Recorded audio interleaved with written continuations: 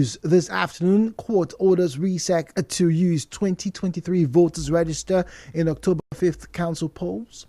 Governor Fubara replies his critics. Organizers say no going back on October 1st protest. And on the foreign scene, Hamas leader in Lebanon killed as Israeli airstrikes continues. My name is Jude Omamegbe, and this is the news.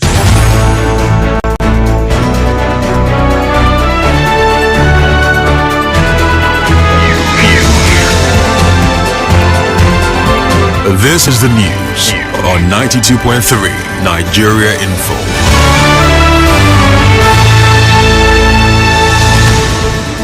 Good afternoon. A high court in Port Harcourt has ordered the River State Independent Electoral Commission, RESEC, to conduct the forthcoming local government elections in the state using the 2023 voters register.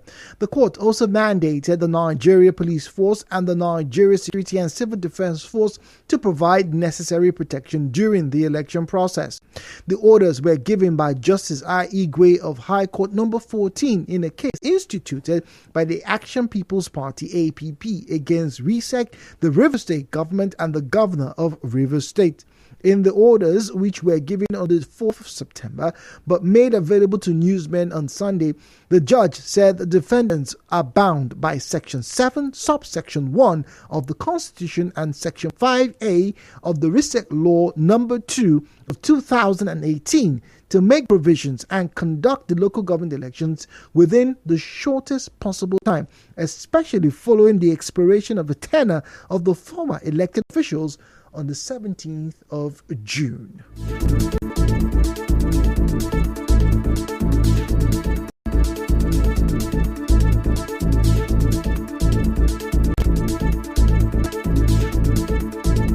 Well, stay tuned. We're back after this message.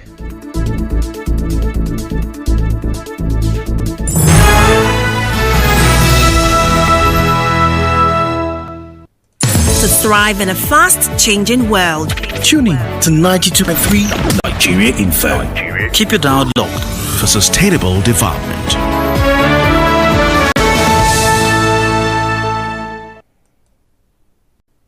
Rivers people love, yeah, people na the party, oh.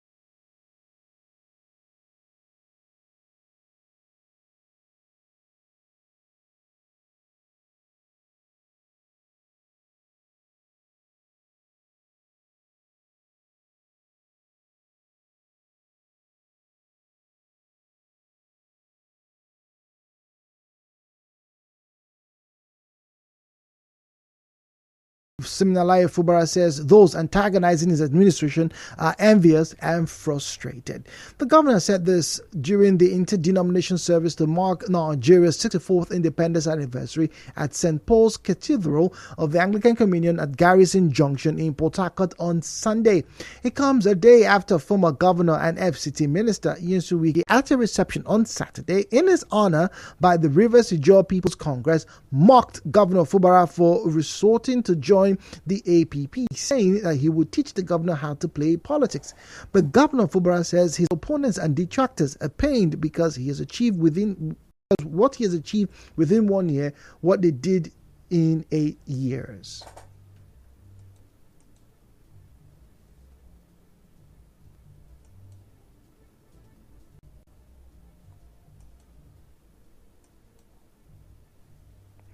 The governor also reacted to the apology given to the FCT minister on his behalf by the Executive Director of Finance and Administration of the Niger Delta Development Commission, NDDC, Boma Iyaye.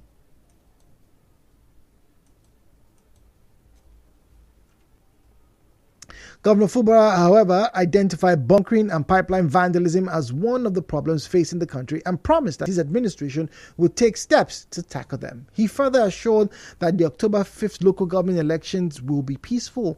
Correspondent Onyekachi Wosu reports that former Governor Peter Odili, Deputy Governor Ngozi Odu, former Deputy Speaker of the House of Representatives Austin Okpara, and candidates in the forthcoming council polls, among many others, attended the church service.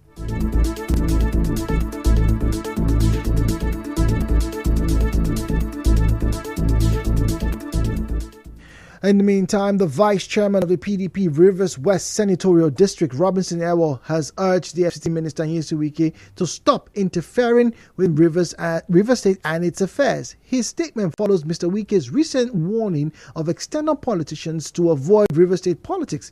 Speaking on Nigeria Info FM's Morning Crossfire, Mr. Ewo urged the FCT minister to focus on his duties in the FCT.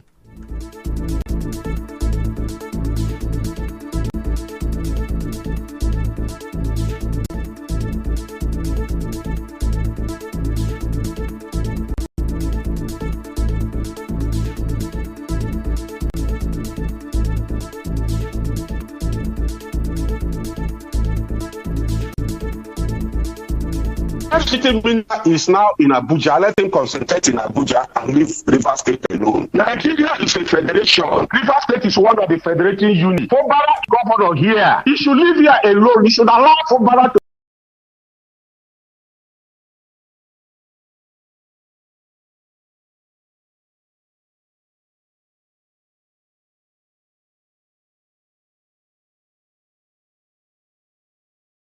Yeah, it will be there.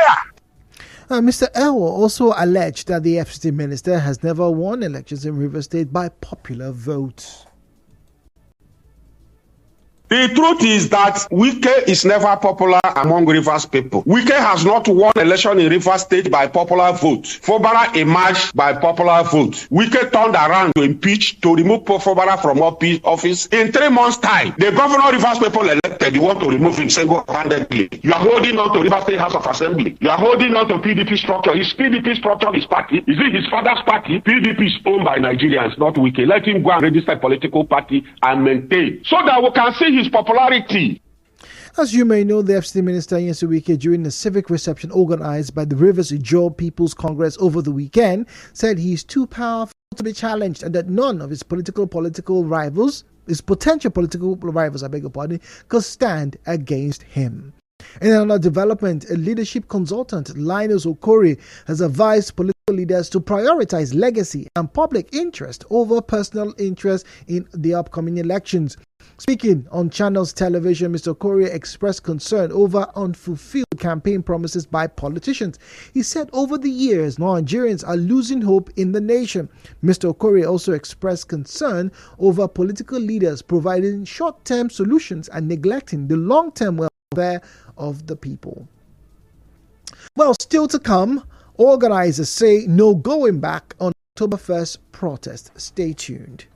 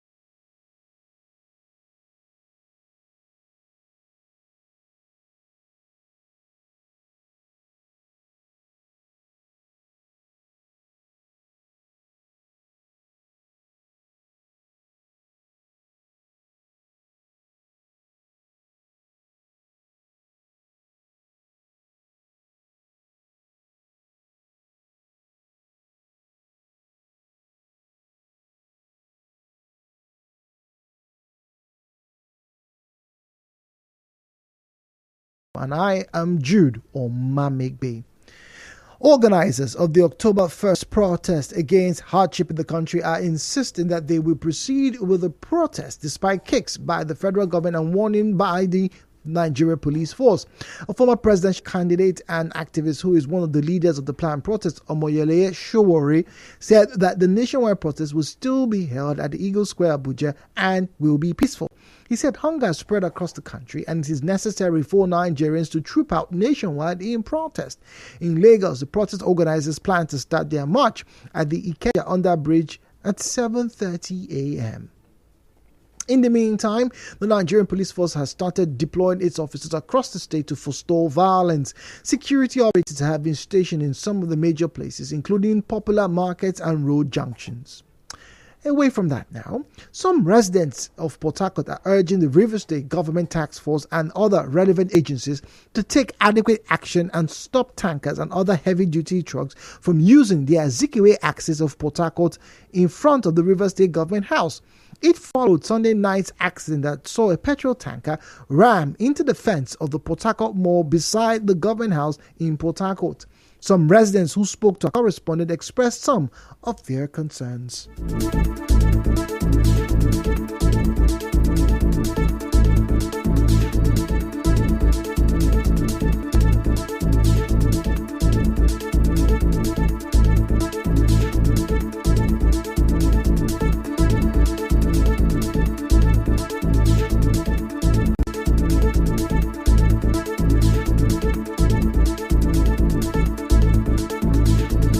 Big lorry dey spoil 24 hours because of say this is government house, so government put law say nobody should turn as a big lorry, so any big lorry should go down. The sign is being placed on the road here for no truck crossover to this point, but what have happened now from what I just saw now, you just imagine that there is fuel inside this truck, just think what to happen, meaning life would have lost and fire and boat has come up. The government have to put eye into it and try to put a stop to all these tanker drivers not to take this axis. Our correspondent reports that there is a signpost in the area by the River State Government Task Force with the inscription, "No turning of heavy-duty trucks."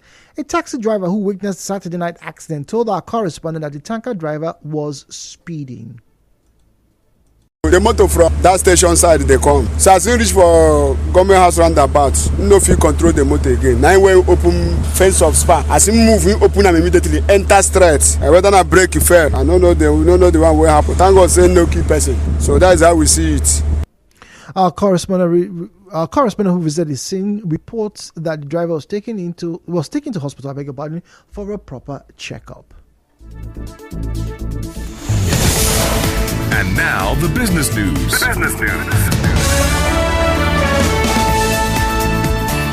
And now in business, the World Bank has approved 3 operations for $1.57 billion to support the federal government.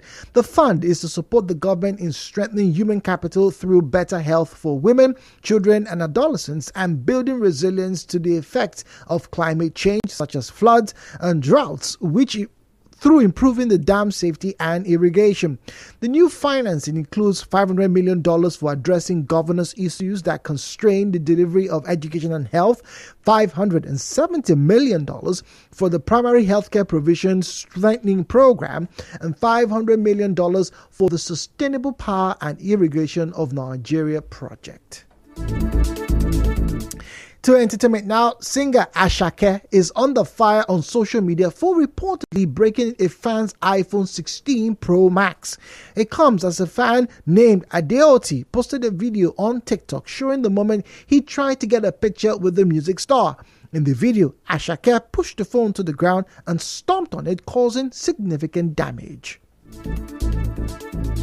To sports, Manchester United are set to stick with manager Erik ten Hag for matches against Porto and Aston Villa this week, despite their demoralizing defeat against Tottenham at Old Trafford on Sunday. Ten Hag has endured a poor start to the season, which has left United 12th on the log in the Premier League. And finally, from the international scene, Hezbollah's deputy leader says it is ready for an Israeli ground offensive as Israel continues air strikes against Lebanon. It is the first speech by a high-ranking official since Israel killed Hezbollah leader Hassan Nasrallah. Meanwhile, Hamas says the leader of its Lebanese group has been killed by Israeli airstrikes in southern Lebanon. The Popular Front for the Liberation of Palestine militant group also says 3 of its leaders were killed in a strike in central Beirut. And that was the news this afternoon. But before we leave, a quick recap. On the news today, you heard a court has ordered RISEC to use the 2023 voters register in October 5th council polls. Governor Fubara has replied his critics. Organizers say there is no going back on the October 1st protest. On the foreign scene, Hamas leader in Lebanon has been killed as Israel airstrikes continue. The news was edited by Martha O'Kerry.